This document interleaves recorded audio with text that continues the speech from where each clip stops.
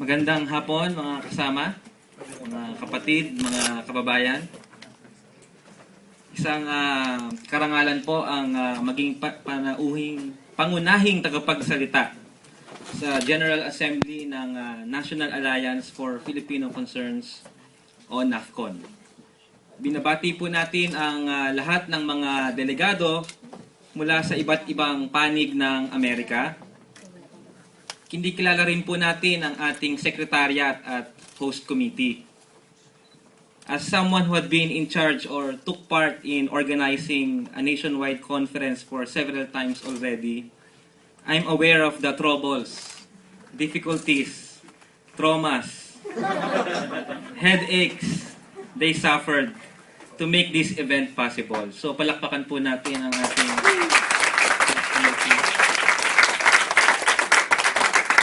They are not only in charge of small and big details of the preparation, like ensuring the participation of delegates from across the U.S., finalizing the program, and coordinating with speakers, but they must also deal with the seemingly inevitable rise in overhead costs of organizing this conference, which makes the task of the organizers a little more enjoyable but stressful.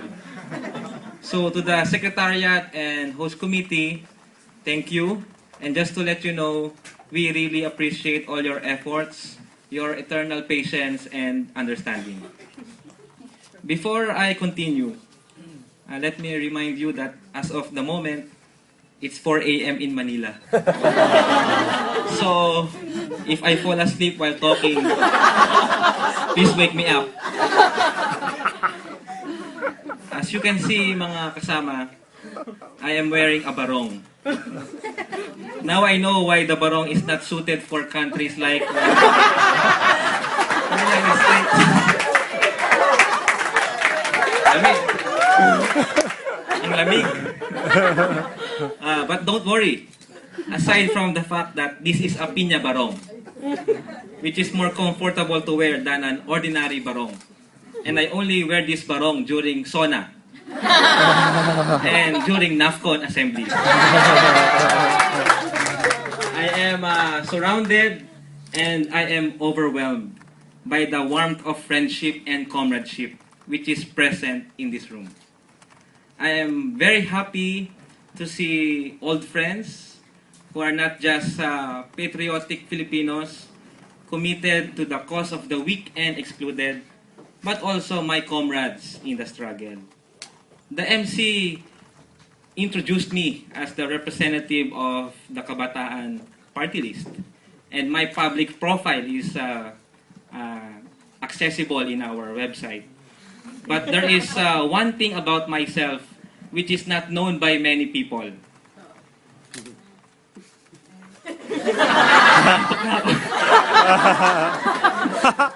And it refers to my being a former migrant here in the US.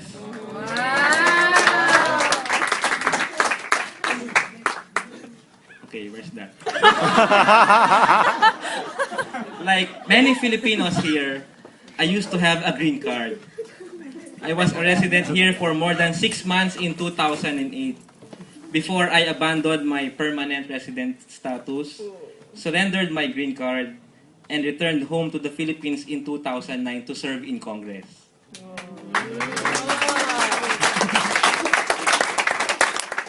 When I gave up my green card, the embassy people looked dumbfounded. They said they have no available form to process my request. They had to download the form from the embassy in India. Because only few Filipinos in their right minds will give up their green cards. I went to the US in 2008 because I wanted to be reunited with my family. My parents left Manila in 1993. Then in 2002, my siblings migrated too. I was already an activist when my petition came. I'm also married and blessed with one kid during that time. It was a difficult decision to make, but in the end, my desire to fulfill my parents' wish of uniting the family prevailed. So to the US I went, and to the Bay Area I lived. When I arrived here in the US, people were talking only about two things: Obama and the recession. That was in 2008. Obama promised change, and the voters believed him. His victory was seen as something that would usher in a new political era. But the political euphoria immediately died down as the inconvenient truths of the economy were finally revealed. It soon became apparent that the minimum wage earners will be the most vulnerable sector if the recession worsens. During that time, the daily headlines read, workers lost their homes, while banks received bailout funds. Thousands were laid off from work, while bank executives were given fat bonuses. The American dream became a nightmare for those who are barely surviving from paycheck to paycheck. This was America in 2008. 3 years later, it seems the situation has changed for the worse. Obama is still Obama, promising here and there about hope and change. Wall Street is still Wall Street, accumulating more fictitious wealth for the corporate shareholders at the expense of the working classes, which produce the real wealth of society. Bank executives are allowed to ruin the economy through their black magic, popularly known as speculative investments, and their irresponsible behavior is ignored by the government. They hoard the money during good times, but they require everybody in society to make a lot of sacrifice to help solve the financial mess they created. During the Cold War, it was believed that if the US sneezes, the world gets a cold. It's still true today. The virus of the US financial crisis has spread to many parts of the world. But if there is something to cheer today, it's the rising and visible resistance of the masses in the virtual and offline worlds. The people's struggles are intensifying. The birds are even angry. The plants are fighting the zombies. And the fighting collectives are multiplying. What is the role of Filipino migrants in this global counterstrike against the exploitative financial and economic system whose controlling apparatus is located here in the US? You perform a very special and significant task. Special because you can echo the devastating impact of neoliberal globalization in the third world. Your militant presence, your voices, your status updates, your organizing in the grassroots can unmask the evil economic order.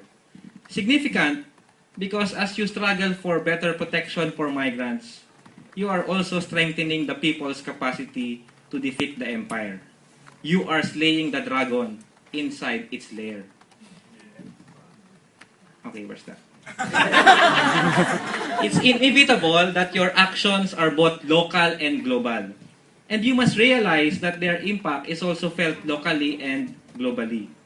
I admire the inventiveness of the migrants movement because you are able to articulate your demands in a foreign land without losing your symbolic and organic ties with the homeland. I salute the NAFCON for affirming the link between the immigrant rights movement in the US and the struggle of the Filipino people in the Philippines for genuine freedom, democracy, peace, and justice. This admirable political standpoint must inspire Filipinos in the US to act decisively against economic inequality, corporate greed, racism, and political repression. And this will bring them closer to the revolution which is raging in the Philippines as they become part of the global people's movement for genuine change. Or in other words, Filipinos must realize that shouting and marching for immigrant rights in the US will also contribute to the victory of people's movement in the Philippines. as you militantly assert your political demands here, the unjust domination of a corrupt and highly abusive political economic system in the Philippines is weakened too. You can't present a genuine alternative to the public without disturbing the hegemony of the empire here in the belly of the beast and in the peripheries of the kingdom. If you punch, a tyrant somewhere in the Philippines will receive the blow. So punch hard like Pacquiao. But NAFCON and its member organizations are relevant not only because of your interventions in behalf of all Filipino migrants, but also because you are determined to address the roots of the problems confronting the community. You are correct to highlight the feudal backwardness of the Philippines and the despotic rule of oligarchs in the archipelago as the culprit for the forced migration of Filipinos to distant shores. It's essential to pinpoint the criminal responsibility of politicians, past and present, in maintaining a system that draws its sustenance from the sweat, blood, and labor of migrant Filipinos. What kind of government allows its own people to be exported to other countries and expects the continued inflow of remittances to keep the economy afloat? What do we call a policy that shamelessly sells the labor power and dignity of Filipinos to the altar of the global market? How can we accept the argument that the damaging impact of migration, like separated families, the exodus of skilled labor, the exploitation of cheap Filipino labor, the silent agony of discriminated Filipinos who experience various humiliating forms of racism, can we endure and accept this suffering just because the OFW remittances constitute the black gold of the Philippine economy? Only a leadership with a shortage of imagination could proclaim that no alternative is available to this social setup, that we have to continue exporting our own people, and that we still need to experience more pain and anguish for a longer time. If this is the way our government thinks, then we have no choice but to do the only honorable and right thing, and that is to export all our politicians to other countries.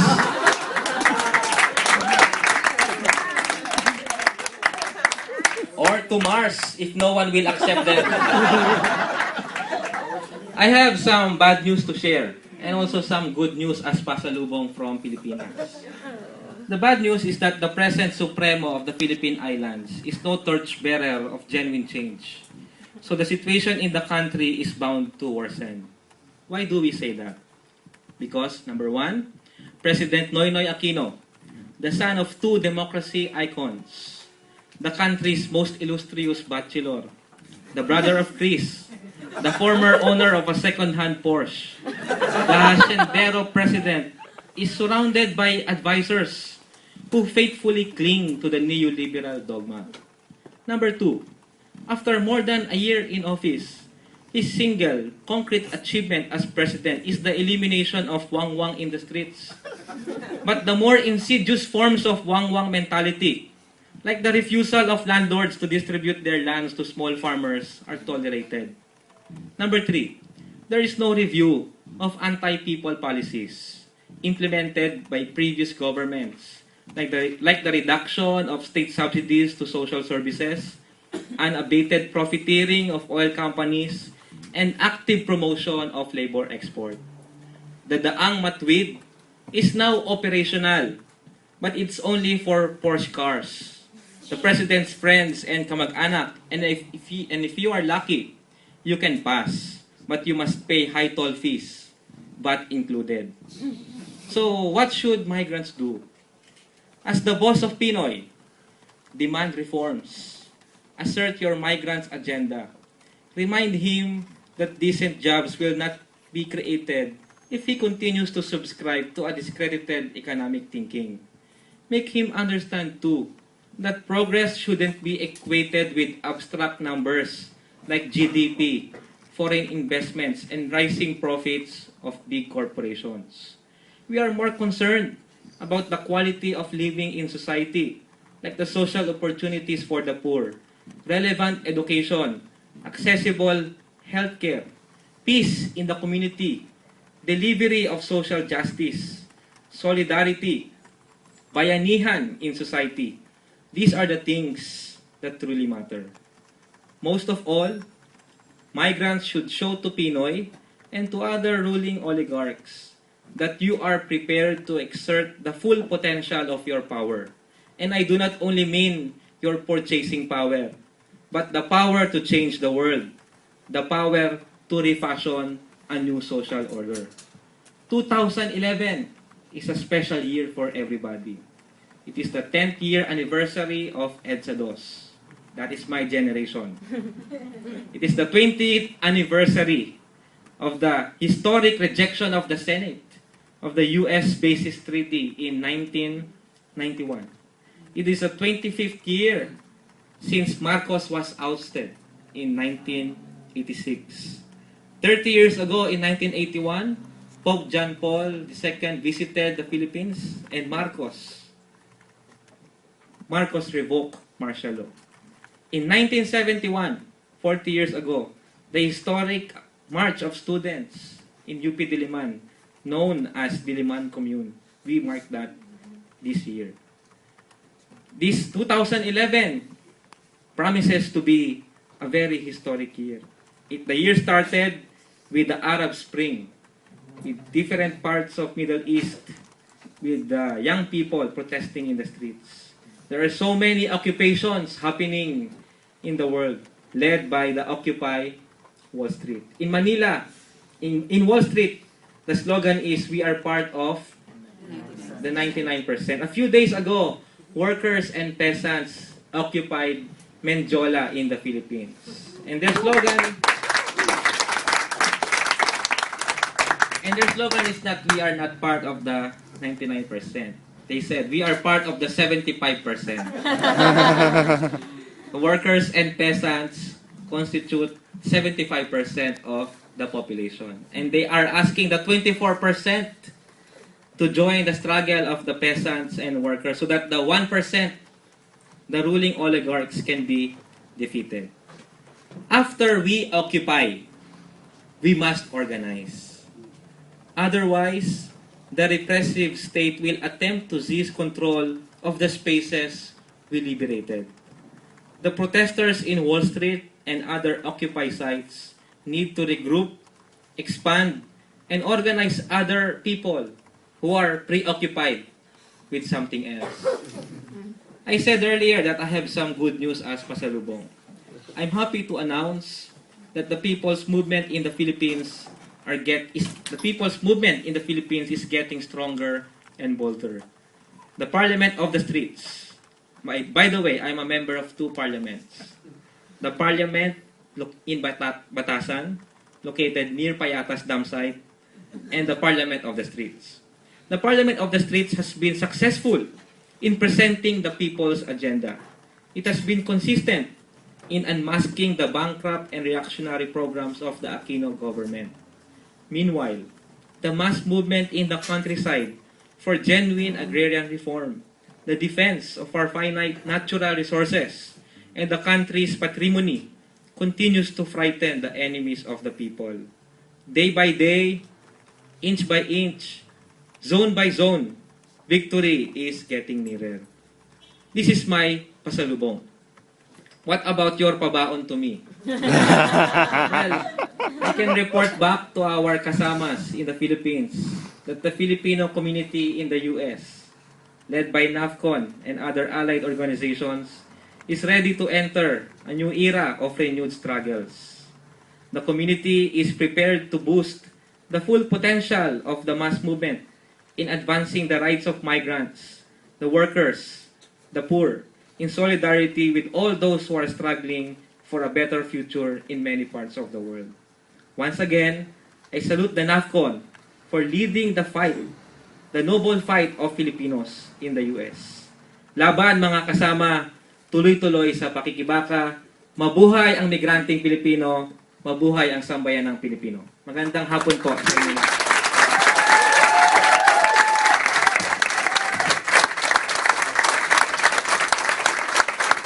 And if anybody has any questions